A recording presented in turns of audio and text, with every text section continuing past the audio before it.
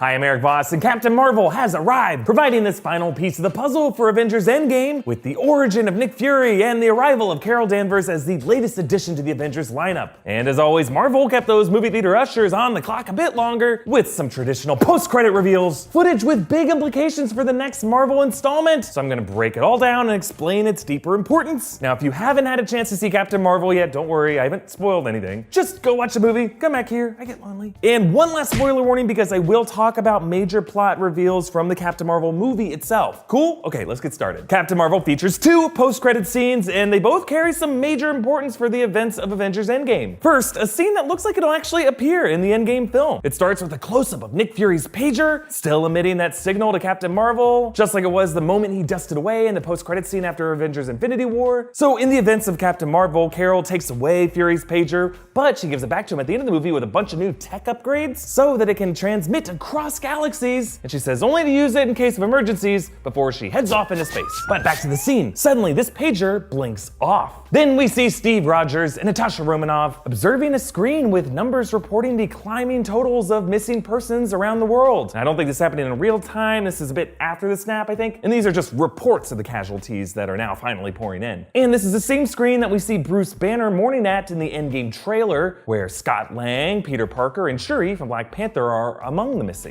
Now, this global number climbs up over 3.25 billion, meaning it's approaching 50% of our actual global population. Half would be around 3.8 billion. Cap says this is a nightmare. Natasha responds, I've had better nightmares. And this whole moment feels like a callback to the moment in the beginning of Captain America Civil War, when Secretary Ross guilt-tripped them with the statistics of casualties from past Avengers conflicts, except these numbers are obviously way higher. But then Rhodey walks in saying that thing stopped doing whatever the hell it was doing, and then the three join Bruce Banner in the lab, where he has hooked up Fury's pager to a new energy source to try to keep its signal going. Banner reports that whatever the signal the pager was sending finally crapped out. Cap says, I thought we bypassed the battery. Rhodey says they did and it's still plugged in, but it stopped. And Cap says, reboot it and send the signal again, you know, because he's an old man and one of those geeks in the t-shirts at the store told him that unplugging and replugging stuff is all it takes to fix it. But then Banner says, we don't know what this thing is. Natasha says, Fury did, so just do it please. Tell me the second you get a signal, I want to know who's on the other end of that thing. And then she turns around, bam, Captain Marvel. Carol asks, concerned, where is Fury? So yeah, the reason this pager stopped signaling is because the person who was signaling has arrived. Captain Marvel's look has changed. Her hair is parted down the middle, her suit now has more gold lining on the shoulders, the star emblem has been updated. Wherever she has been in her time off of Earth has allowed her look to evolve. And looking back on the Avengers Endgame trailer, I'm guessing that it's Captain Marvel that Black Widow's talking to when she reports what Thanos did. 50% of all living creatures. I guess she could also be talking to Scott Lang, maybe she's talking to both of them. Really, the big takeaway here is that there is another major character joining these four. And all those theories that we had in the recent Endgame trailer footage, a fifth character might have been digitally removed to hide a reveal. Those might be accurate, guys. Carol Danvers might be joining Natasha, Cap, Banner, and Rhodey on the Avengers HQ lawn. And she might be in that whole lineup March shot once Scott Lang, Thor, and Rocket join them. And if, as I speculated in the past, this is their first step in their journey through time or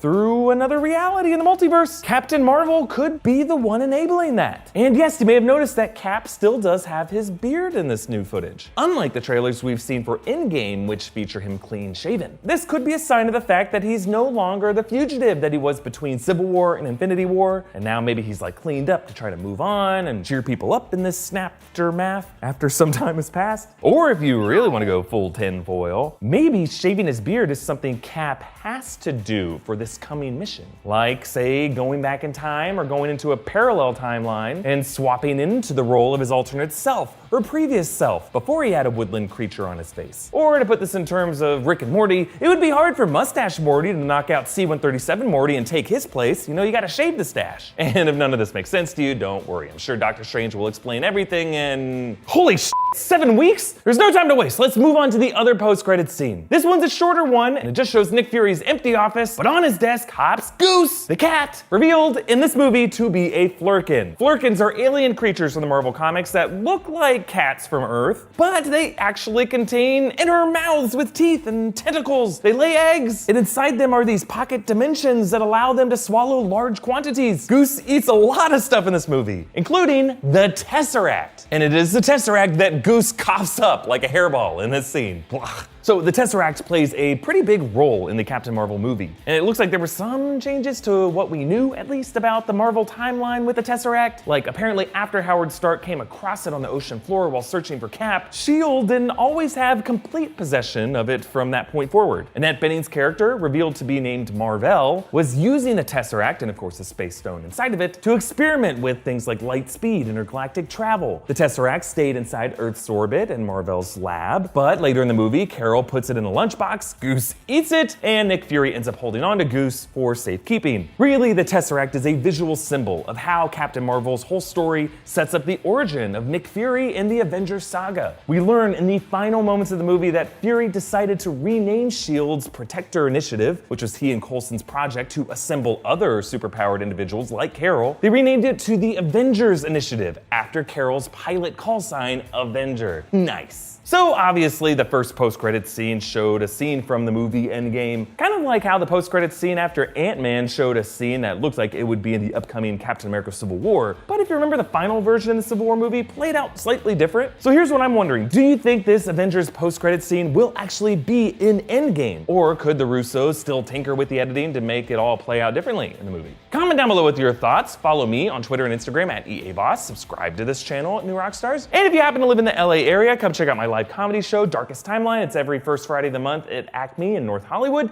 Features me, some hilarious nerds, celebrity guests, ticket info below. Thank you for watching, and I gotta say, I was a little bummed that this second post-credit scene didn't end with Nick Fury bursting in and saying, "That's the last time I trusted you damn flirkin'."